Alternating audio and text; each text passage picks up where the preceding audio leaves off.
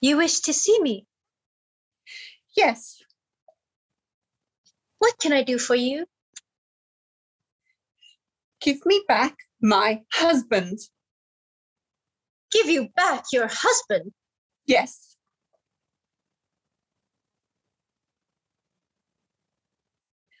Oh,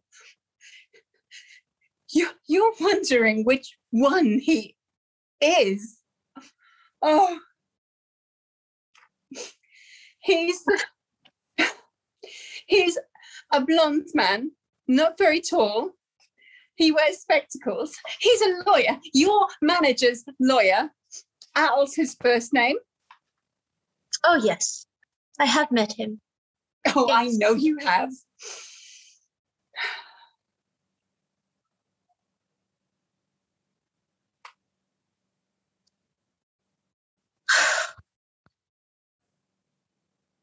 You mustn't mistake my silence for embarrassment. I am at a loss, because I don't quite see how I can give you back your husband when I haven't got him to give. You just admitted that you knew him.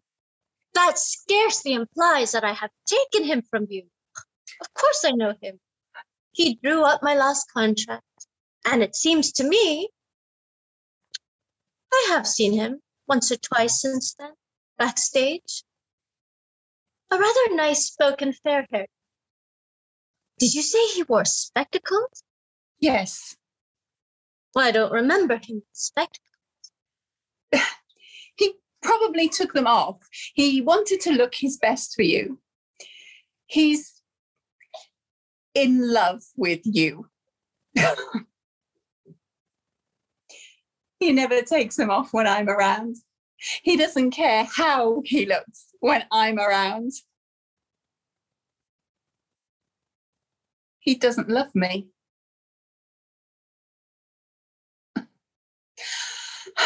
I implore you, give him back to me.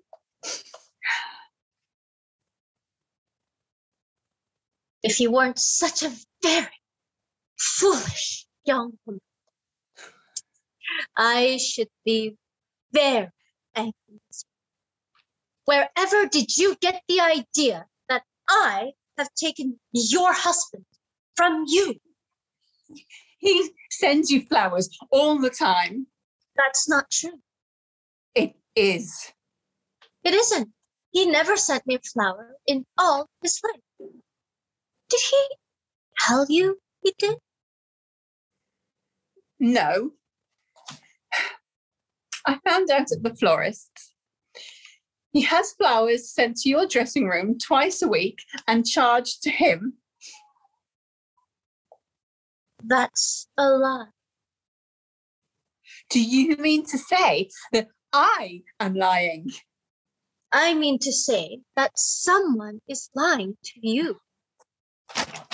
What about this letter? Letter? He wrote it to you and he said that he wasn't going to come. Let me see. No, I'll read it to you.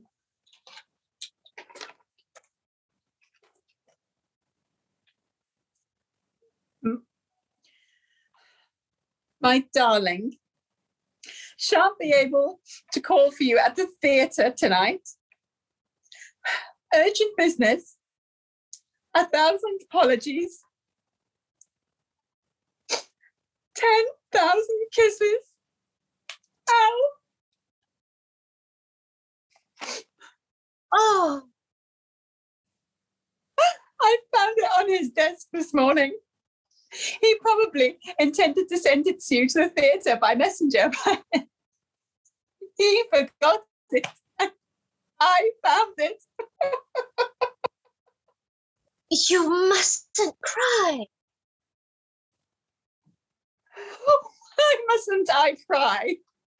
You steal my husband and I mustn't cry. Oh, I know how little this means to you, how easy it is for you. One night, you dressed like a royal princess. The next, you undress like a Greek goddess. You redden your lips and blacken your brows and wax your lashes and paint your face. You have cosmetics and bright lights to make you seem beautiful. And author's words to make you seem witty and wise. No wonder a poor, simple-minded lawyer falls in love with you. What chance have I got in my cheap frock and my own lips and my own brows and my own unstudied ways? I don't know how to strut and pose and lure a man. I don't have Mr. Shakespeare to write beautiful speeches for me. In reality, you may be more stupid than I am, but I admit, when it comes to alluring men, I'm no match for you.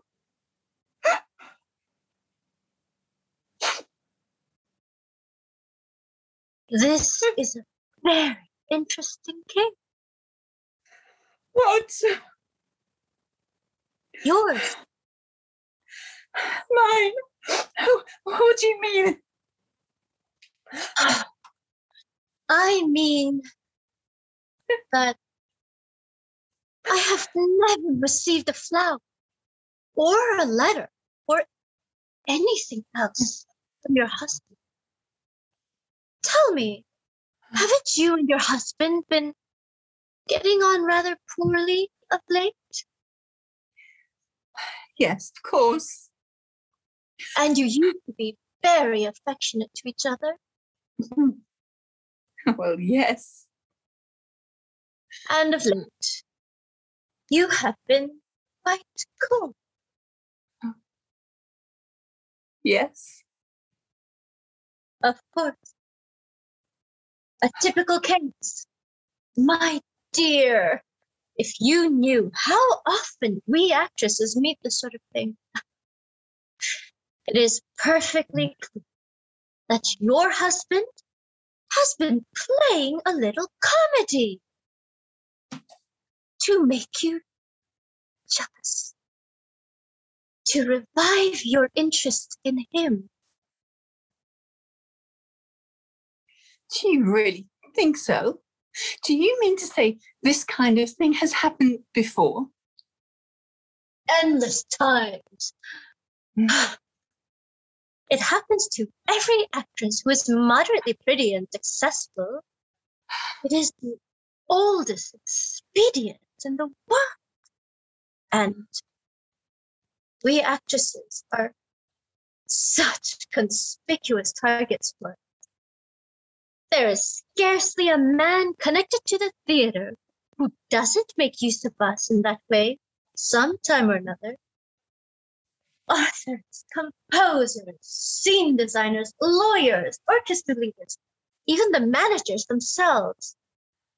To regain a wife or sweetheart's affections, all they need to do is vet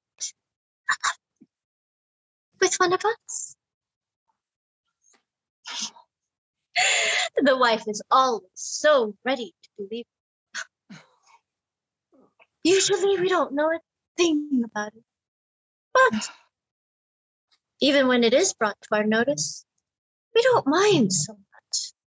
At least we have the consolation of knowing that we are the means of making many a marriage happen, which might otherwise have ended in the divorce court. Oh, but how could I know? Oh. There, dear. You mustn't apologize. You couldn't know, of course. It seems so plausible. You can see your husband in an atmosphere of perpetual temptation, a backstage world full of beautiful sirens, screws or morals. One actress, you suppose, is more dangerous than 100 ordinary women. You hate us and fear us. None understands that better than your husband, who is evidently a very cunning lawyer. And so he plays on your feet and jealousy to regain the love you deny him. He writes a letter and leaves it behind him on the desk. Trust a lawyer never to do that unintentionally. He orders flowers for me by telephone in the morning. Probably cancels the order the moment he reaches his office. By the way, hasn't he a lock of my hair? Yes, I found it in his desk drawer. I have it with me. Yes. They bribed my hairdresser to steal from me. It's a wonder I have any hair left at all. Oh, is that how he got it? I can't imagine how else. Tell me, hasn't he left any of my love letters lying around? No. Oh, don't be alarmed. I haven't written him any. Then why did you say that he might have? If he had come to me, Frank, and said, I say, Sarah, will you do something for me? My wife and I haven't been getting on so well. Would you write me a passionate love letter that I may leave lying around at home, where she may find it? I should certainly have done it for him. I'd have written a letter that would have made you weep into your pillow for a fortnight.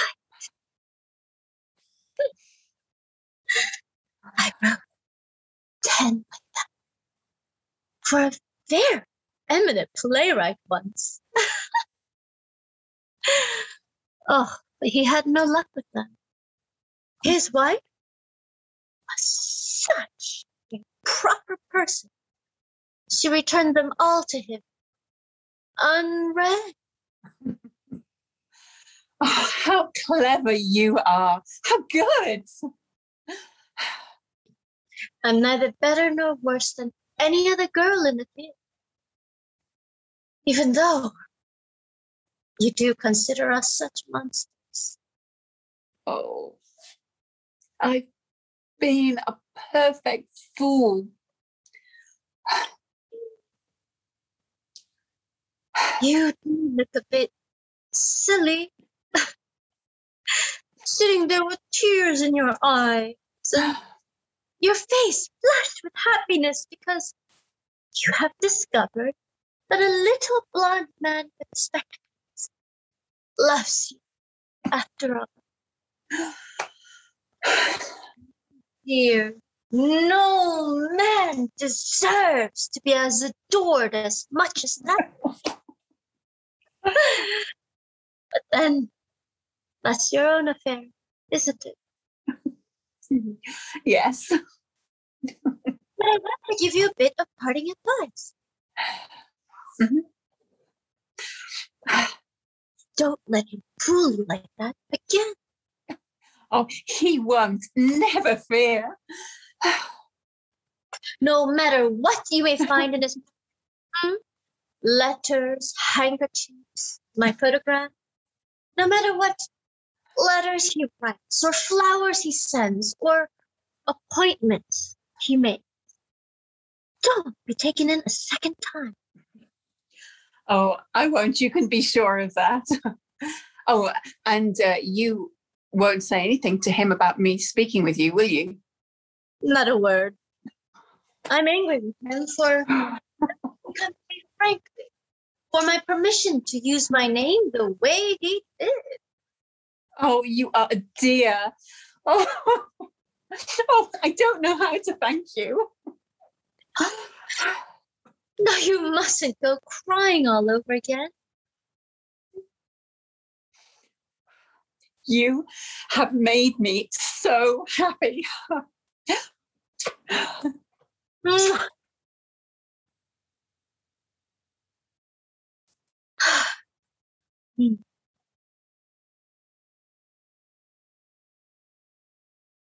All right, Al, you can come in now. She has gone.